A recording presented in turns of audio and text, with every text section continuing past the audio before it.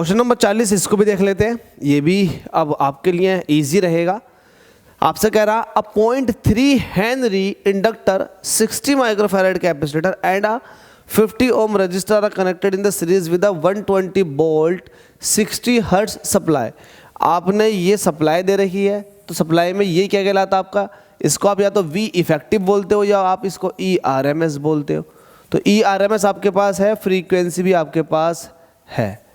Frequency कितनी है 60 hertz, ठीक है। आपसे कह रहा है impedance of the circuit, circuit की इम्पीडेंस बताओ। इम्पीडेंस का मतलब क्या होता है, आपको पता है इम्पीडेंस का मतलब क्या होता है, सीरीज एलसीआर सर्किट के अंदर जेड को बोलते हैं इम्पीडेंस। ये होता है R square plus XL minus XC का होल स्क्वायर। अब ना तो आपके पास एक्सएल है, ना ही आपके पास एक्सएल के साथ साथ एक्सी है, तो पहले आप एक्सएल और एक्सी निकाल लो अलग से। Since we know that XL is equal to होता है 2 pi F into L. XL आपको निकालना, 2 पाई की वैल्यू 3.14, फ्रीक्वेंसी कितनी दे रखी है सिस्टम में 60 हर्ट्ज, और एल कितना दे रखा आपको 0.3। ठीक है भाई, इसको मल्टीप्लाई कर लेते हैं। 0.3 की 60 से मल्टीप्लाई करेंगे 36 18 हो जाएगा, 18 दूनी 36, ये हो जाएगा 3.14। ये आपके पास 36 की 3.14 से मल्टीप्लाई करो, 314 की मल्टीप्लाई करें 36 का 6 चौक 24 का 4 कैरी 2, 6 कम 6 और 2 8 का 8 8 36 18 का 18 18, 3 चौक 12 का 2 कैरी 1, 3 कम 3 और 1 4 का 4 4 3 3 9। तो आपके पास 4 और 0 8 4 3 यहाँ से लगा 1 10 और 1 11। तो आपके पास पॉइंट कितने बाद 2 के बाद, तो यह आ चुकी है 113.04। एक्सएल की वैल्यू 113.04 ओम आ चुकी है, क्योंकि अभी आपने एक्सएल का मतलब क्या है, इंडक्टिव रिएक्टेंस आपने निकाल ली। इस तरह से आप एक्सएल के साथ साथ आप एक्सी भी निकालेंगे। तो एक्सी निकालने के लिए आपको क्या करना पड़ेगा, एक्सी इज इक्वल टू होता है 1/2 पाई एफ इंटू सी। 1/2 पाई की वैल्यू भी ऐसे रहने देंगे, कटेगी क्या देख लेते हैं, नहीं कटेगी। तो ये 3.14 ऐसे ही रहने दो। फ्रीक्वेंसी कितनी दे रखी है 60, 2 पाई एफ, और सी कितना आपके पास, सी दिया हुआ है कितनी 60 माइक्रोफैराड। तो 2 पाई एफ 60 माइक्रो का मतलब होता है 10⁻⁻⁶। अभी फैराड में कन्वर्ट हो गई। इसको कैलकुलेट कर लो, देखो 1 0 ये है, 1 0 ये है, पॉइंट हटाएंगे तो ये दोनों 0 खत्म हो जाएंगे। 10⁻⁶ ऊपर चला जाएगा, तो 100 × 10⁻⁴ कह सकते हो इसे। नीचे कितना बचेगा 2 × 314 × 6 × 6। ये आप कैलकुलेट कर सकते हैं। 2 से काटोगे तो ये 50 बार चला जाएगा। अब देखो 2 3 × 6, 2 से काटोगे तो ये 25 बार चला जाएगा। और इजी कर लेते हैं, कैलकुलेशन थोड़ी आपके लिए करके दिखा देता हूँ। एक्स इज इक्वल टू कितना है आपके पास, अब ये आ चुका है 25, यहाँ से ये आ चुका है, और 10⁻⁴ को आप 100 × 100 कह सकते हो, बिल्कुल कह सकते हैं। और आपके पास नीचे कितना बचा 314 ये बचा, और आपके पास 6 ये बचा, और यहाँ से 3 बचा।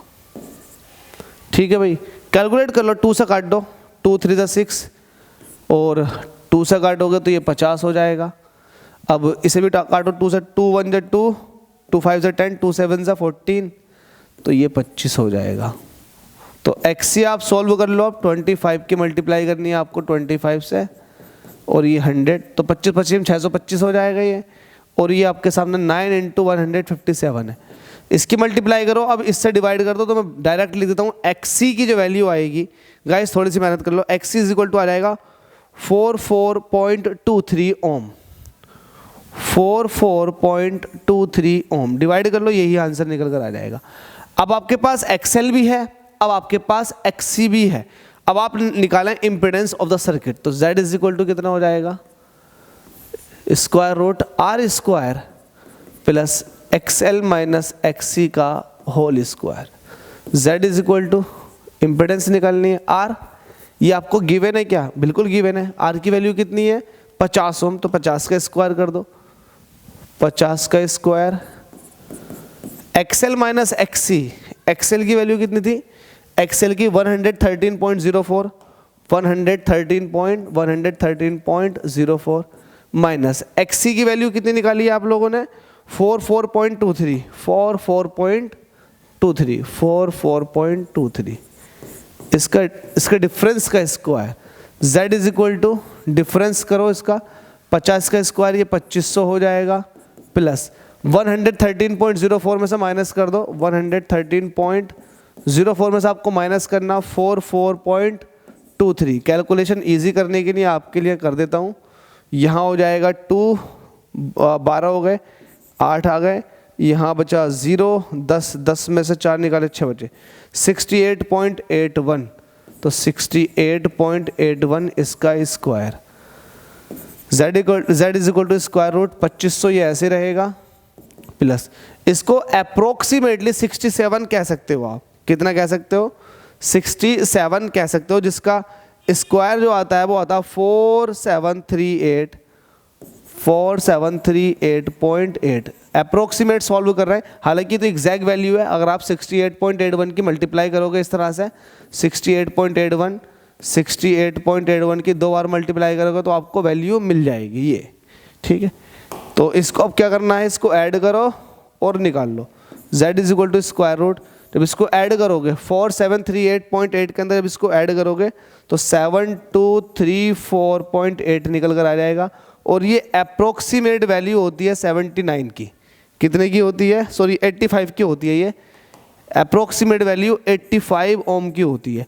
अब ये मैं देखो मैं आपको अप्रोक्सीमेट वैल्यू सॉल्व करके दिखा दूंगा लेकिन क्या होगा टाइम कंज्यूमिंग है, टाइम कंज्यूम हो जाएगा और ये एक न्यूमेरिकल बैठ जाएगा फिर 2-4 मिनट और बढ़ जाएंगे तो अगर 6-7 मिनट में ये वैसे ही न्यूमेरिकल खत्म हो रहा है तो पता लगेगा 10-12 मिनट में। तो 10-12 मिनट मुझे लगता है कहीं ना कहीं ज़्यादा हो जाएंगे तो इसलिए आप लोगों की थोड़ी मुझे मदद चाहिए कि 7234.8 निकल कर आया है ये अप्रोक्सीमेटली 85 का स्क्वायर रूट होता। तो आपके पास इम्पिडेंस निकल कर आ गई पूरे सर्किट की बिल्कुल आ चुकी है।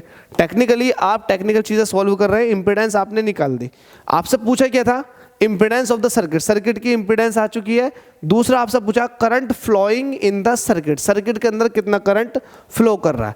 अब करंट फ्लो के लिए सेकंड वाले पार्ट में करंट फ्लो के लिए आपको क्या चाहिएगा आपको IRMS ये पूछ रहा है। अब आपको ERMS दिया हुआ है क्या बिल्कुल दिया हुआ। ERMS कितनी वैल्यू दी हुई है आपको 120 वोल्ट 120 वोल्ट। तो आपको IRMS निकालने के लिए ERMS को इम्पीडेंस से डिवाइड करना पड़ेगा क्योंकि पूरे सर्किट की करंट जो होगी वो पूरे सर्किट का EMF अपॉन पूरे सर्किट का इम्पीडेंस, सीधी सी बात है। ERMS आपके पास 120 वोल्ट है बिल्कुल है। आपके पास Z की वैल्यू 85 है, डिवाइड कर लो ये तो सिंपल है। IRMS इज इक्वल टू कितना हो जाएगा देखो 5 से काट दो, 5 से काटोगे तो 5 बन जाए 5 3 बचे 5 7 में 17 5 25 17 आ गया और इसको काटोगे 5 से 5 2 10 और 2 बचे 5 4 20 ये आ चुका। तो 24 को 17 से डिवाइड करो, सॉरी ये एक बार चला जाएगा 17 सब्ट्रैक्ट करने पे कितने बचे 3 7 बचे नहीं जा रहा लगा दिया पॉइंट बढ़ा दीजिए 17 51 17 चौका 68 ये आ चुका 4। तो IRMS वैल्यू आ गई 1.4 एम्पियर। बस इतना ही सॉल्व करो। तो आपसे यही पूछा था कि IRMS वैल्यू के बारे में बता दो तो 1.4 एम्पियर ये IRMS आ चुकी है। इम्पीडेंस में आपको देखो हर इम्पीडेंस में आपको थोड़ी सी कैलकुलेशन करनी पड़ेगी। तो थोड़ी सी कैलकुलेशन पर थोड़ी इस तरह की ही होती है इसलिए पॉइंट के स्क्वायर आपको पॉइंट के स्क्वायर एग्जैक्टली तो याद नहीं कर सकते आप इतने बड़े का स्क्वायर कितना होगा लेकिन 44.23 इसको अप्रोक्सीमेटली आप ये कह सकते हैं 44 का स्क्वायर करके देख लो कितना निकल कर आया। उसमें थोड़ी सी वैल्यू अप्रोक्सीमेट ऐड कर लो अपनी तरफ से वरना 44.23 की 44.23 के साथ मल्टीप्लाई करो आपको पता लग जाएगा कितना आएगा और उसको आप इसके साथ देखो जोड़ करके कितनी वैल्यू आएगी। अब ये वैल्यू जो आ रही है इसको आप अप्रोक्सीमेट कह दोगे क्योंकि आपको एग्जैक्टली नहीं पता कि ये किसका परफेक्ट स्क्वायर है। तो 7234.8 ये तो परफेक्ट स्क्वायर नहीं है तो ये 85 के बहुत ज़्यादा क्लोज है इसलिए आपने z इज इक्वल टू ना कह करके z अप्रोक्सीमेटली 825 कह दिया। तो आप इस तरह से कर सकते हैं अपने बोर्ड एग्जाम के अंदर। हालांकि बोर्ड एग्जाम में ऐसे क्वेश्चन डिज़ाइन किए जाते हैं जो परफेक्ट स्क्वायर होते हैं और इजीली कैलकुलेट हो जाते हैं। तो ये आई होप समझ में आ गया होगा। कुछ नहीं था, आपने इम्पीडेंस पूछनी थी तो इम्पीडेंस बता दिया आपने करंट पूछनी थी तो करंट भी बता दी। तो उम्मीद करता हूँ समझ में आ गया होगा। थैंक यू सो मच आप सभी के प्यार और सपोर्ट के लिए।